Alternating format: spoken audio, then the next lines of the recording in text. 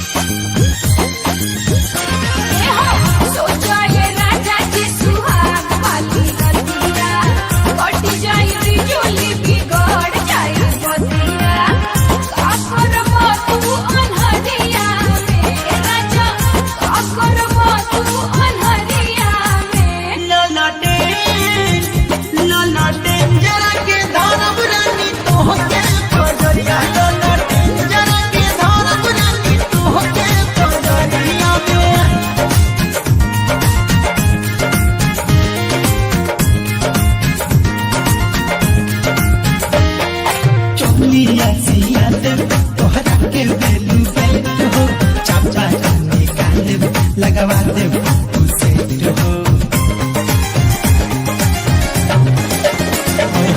चोलिया सिया दे तोहरा के बेलू बेट हो चाचा निकाल लगवा दे सेट हो।